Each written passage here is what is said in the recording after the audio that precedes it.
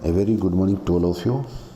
Dear students, as you know that yesterday we have talked about racemization, रेसिमीकरण के उस topic के बाद आज हम रेसिमिक मिक्सर में जो डी और एल समावयी हैं उनको सेपरेट करने की मेथड, जिसको हम रिजोल्यूशन के नाम से जानते हैं, उसके बारे में डिस्कस करेंगे। Let me tell you that अधिकांश जो SN1 अभिक्रियाओं में उत्पाद हैं वो रेसिमिक मिक्सचर के रूप में प्राप्त होते हैं।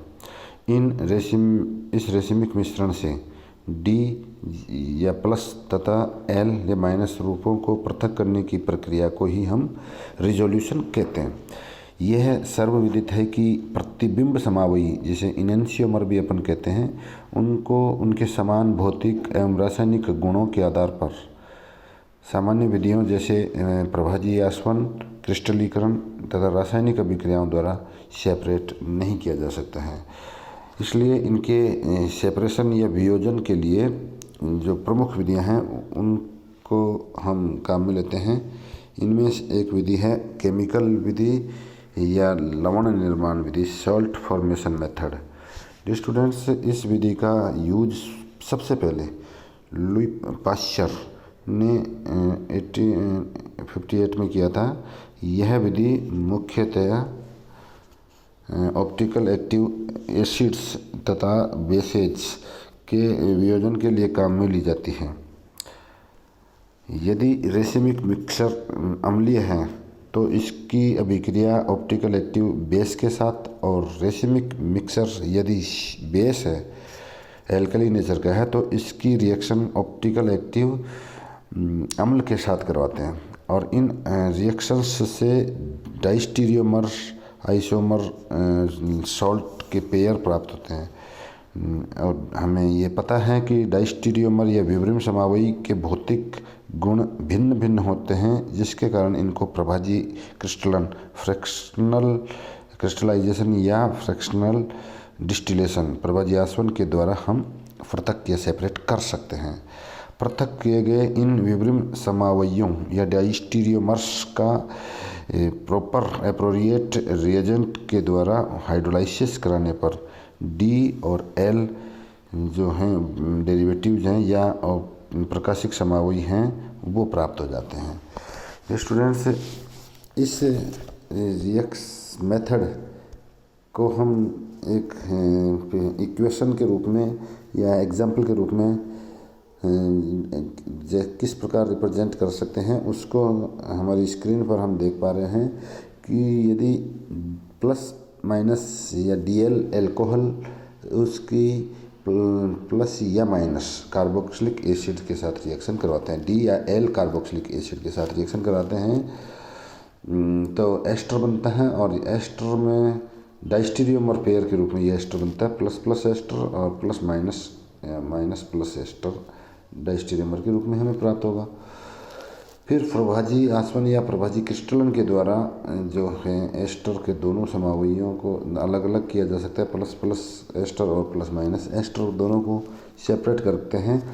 फिर इनका हाइड्रोलाइसिस कराते हैं तो प्लस अल्कोहल और माइनस अल्कोहल, ये अल्कोहल के दोनों एनेंशियोमर सेपरेट हमें प्राप्त हो जाते हैं। स्टूडेंट्स, इस अभिक्रिया में बने हुए डाइस्टीरियोमर्स पेयर को प्रभाजी क्रिस्टलन के द्वारा पृथक कर लिया जाता है। यदि रेसिमिक मिक्सचर क्षारीय है तो इसकी अभिक्रिया ऑप्टिकल एक्टिव अम्ल के साथ कराने पर डाइस्टीरियोमर सॉल्ट्स के पेयर प्राप्त होते हैं, जिनको प्रभाजी क्रिस्टलन के द्वारा पृथक कर लिए जाने के पश्चात हाइड्रोलाइसिस कराने पर दोनों ऑप्टिकल एक्टिव इनेंशियोमर्स अलग अलग प्राप्त हो जाते हैं। यदि रेसिमिक मिक्सर यदि अम्ल है तो उसको भी इसी मेथड के द्वारा डी या एल क्षार की अभिक्रिया करवाकर जल अपघटन द्वारा डी या अम्ल या एल अम्ल सेपरेट प्राप्त किए जा सकते हैं। इस वियोजन विधि में मुख्यतः ऑप्टिकल एक्टिव अम्ल जैसे टार्टरिक अम्ल, कैम्फर, सल्फोनिक अम्ल आदि तथा ऑप्टिकल एक्टिव बेस जैसे मॉर्फिन, क्विनीन, स्ट्रोकिन आदि का यूज किया जाता है। डियर स्टूडेंट्स, दूसरी मेथड के रूप में हम जो वियोजन के दौरान हम काम में लेते हैं उसको यांत्रिक वियोजन विधि या मैकेनिकल सेपरेशन मेथड टॉपिक के अंतर्गत इसको डिस्कस करेंगे। यह वियोजन की सबसे पुरानी विधि है। सबसे पहले पास्चर ने ही इस मेथड का यूज किया था 1848 में, और सर्वप्रथम पास्चर ने इस विधि का उपयोग करके सोडियम अमोनियम टार्ट्रेट के रेसिमिक मिक्सचर का वियोजन करके टार्टरिक अम्ल के इनैंशियोमर्स प्रतिबिंब समावयवों डी तथा एल का पृथक्करण किया था। यह मेथड इस एस्पेक्ट या तथ्य पर आधारित है कि यदि प्रतिबिंब रूपों के क्रिस्टल एक समान आकृति के नहीं होते हैं कि सभी प्रतिबिंब, तो उनको उनकी आकृति में डिफरेंस के आधार पर प्रबल सूक्ष्मदर्शी की सहायता से चिमटी के द्वारा उनको चुन चुन कर पृथक कर लिया जाता है। प्रायोगिक रूप से सभी कार्बनिक यौगिक दर्पण प्रतिबिंब रूपी या इनैंशियोमर क्रिस्टल नहीं बनाते हैं, इसलिए यह विधि अधिक उपयोगी साबित नहीं हुई है। इसके अलावा इस प्रक्रिया में टाइम भी अलग लगता है। डियर स्टूडेंट्स, एक थर्ड मेथड, तीसरे मेथड के रूप में हम वियोजन की बात करेंगे, उसको बायोकेमिकल मेथड या जैव रासायनिक विधि टॉपिक के अंतर्गत हम डिस्कस करेंगे। यह विधि भी पास्चर के द्वारा 1858 में ही दी गई थी। इस मेथड में रेसिमिक मिक्सचर से एक इनैंशियोमर या प्रतिबिंब रूप को कोई सूक्ष्म जीव जो इसका उपभोग करता है उसको खा करके नष्ट कर देता है। सूक्ष्म जीव जैसे बैक्टीरिया, जीवाणु, फंगाई, कवक आदि एक रूप को ही नष्ट करते हैं जबकि दूसरा रूप बचा रहता है। अतः एक रूप को दूसरे रूप से अलग किया जा सकता है। डियर स्टूडेंट्स, जैसे उदाहरण के लिए हम पेनिसिलियम ग्लाइकम जो कि एक कवक है, जब अमोनियम टार्ट्रेट के रेसिमिक मिक्सचर में इसको डेवलप होने दिया जाता है, उगने दिया जाता है, तो यह कवक डेक्स्ट्रोरोटेटरी या दक्षिण ध्रुवण घूर्णक ammonium tartrate D ammonium tartrate को खाकर नष्ट कर देता है और सॉल्यूशन में ओनली केवल एल या वोम ध्रुवण घूर्णक अर्थात एल अमोनियम टार्ट्रेट बचा रहता है, जिसे क्रिस्टलाइजेशन के द्वारा सेपरेट कर लिया जाता है। इस मेथड की जो कमियां हैं उसको अगर हम देखें तो सबसे महत्वपूर्ण कमी तो यही है कि जो जीवाणु है उसका चयन करना एक बहुत कठिन कार्य है। फिर एक प्रतिबिंब रूप नष्ट हो जाता है, इस प्रकार केवल एक प्रतिबिंब रूप ही हमें प्राप्त हो पाता है। जीवाणु के पनपने या ग्रो करने के लिए रेसिमिक मिक्सचर का सॉल्यूशन तनु होना चाहिए और तनु सॉल्यूशन या डाइल्यूट सॉल्यूशन से पदार्थ की प्राप्ति जो है वो बहुत ही कम हो पाती है, यील्ड इसकी कम होती है। यह प्राप्ति के लिए अधिक विलियन या अधिक टाइम हमें चाहिए होता है। जो मॉडर्न मेथड्स की अगर हम बात करें तो रिजोल्यूशन के लिए जो आधुनिक विधि है उसको हम क्रोमेटोग्राफिक मेथड के अंतर्गत उसको डिस्कस करेंगे। एक मेथड जो क्रोमेटोग्राफी का जो हम रिजोल्यूशन के लिए काम में लेते हैं उसको कॉलम क्रोमेटोग्राफिक मेथड या स्तंभ वर्णलेखी विधि कहते हैं। किसी ऑप्टिकल एक्टिव या सामान्य एड्जॉर्बेंट अधिशोषक का कॉलम या स्तंभ लगा करके इसके ऊपर रेसिमिक मिक्सचर को प्रॉपर तरीके से डाला जाता है।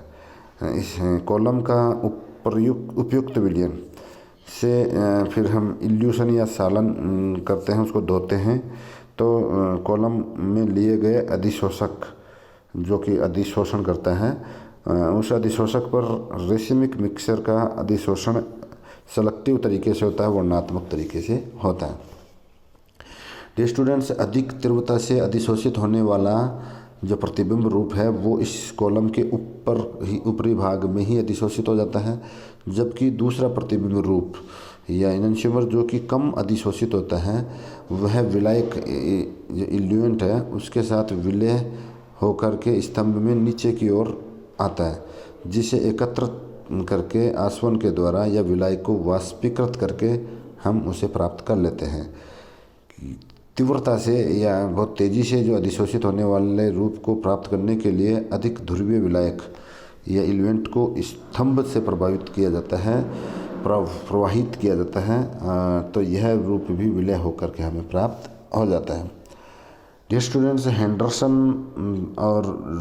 एंड रूल जो है उन्होंने 1939 में सबसे पहले कैम्फर डेरिवेटिव जिसे पैराफेनिलीन बिस एमिनो कैम्फर के वियोजन के लिए डी लैक्टोज को अधिशोषक के रूप में उपयोग करके प्लस तथा माइनस रूपों को पृथक किया। कैम्फर जो डीएल कैम्फर सल्फोनिक अम्ल का रिजोल्यूशन सिलिका जेल को अधिशोषक के रूप में तथा उपयुक्त विलायक का प्रयोग करके किया। लिवोरोटेटरी कैम्फर सल्फोनिक अम्ल कम अधिशोषित होने के कारण स्तंभ से पहले विलय होकर विलायक के साथ आ जाता है, जबकि डी जो समावयी है कैम्फर सल्फोनिक अम्ल का वह अधिक अधिशोषित होकर बाद में ध्रुवीय विलायक में विलय होकर प्राप्त होता है। उपयुक्त उदाहरण से यह क्लियर है कि डी कैम्फर सल्फोनिक अम्ल का अधिशोषण एल रूप की तुलना में अधिक होता है। मेंडेलिक अम्ल के रेसिमिक मिक्सचर का ऊन तथा केसीन जैसे अधिशोषक का यूज करके दोनों रूपों में वियोजन किया जाता है। डियर स्टूडेंट्स, स्तंभ जो वर्णलेखी विधि है कॉलम क्रोमेटोग्राफी विधि के स्थान पर गैस क्रोमेटोग्राफी विधि का यूज करके डीएल या रेसिमिक 2-ब्यूटेनॉल को दोनों रूपों में रिजोल्यूट या वियोजित किया जाता है। गैस क्रोमेटोग्राफी मेथड में जो एल या लिवोरोटेटरी एथिल टार्ट्रेट को कॉलम में अधिशोषक के रूप में यूज या प्रयोग में लेते हैं। तो डियर स्टूडेंट्स, हमने अभी रिजोल्यूशंस की मेथड के बारे में डिस्कस किया और आई होप डेट आप आनंदम प्रोग्राम से रिलेटेड अपने इस मॉरल ड्यूटीज़ का भी अच्छे से अनुपालना कर रहे होंगे। न सिर्फ दूसरों के हित में खुद को आनंद देने वाले कुछ कार्य कर रहे होंगे, उनको प्रॉपर ढंग से आप अपने रिकॉर्ड या डायरी में मेंटेन भी करते चले जा रही होंगी। तो कोरोना के इस टाइम पे सोशल डिस्टेंसिंग की पालना करते हुए, मास्क का प्रॉपर यूज करते हुए आप आनंदम जैसे प्रोग्राम में सक्रिय भागीदारी के साथ साथ अपनी पढ़ाई को भी कंटिन्यू जारी रखेंगे। इसी उम्मीद के साथ आज के डिस्कशन को हम यहीं विराम देते हैं।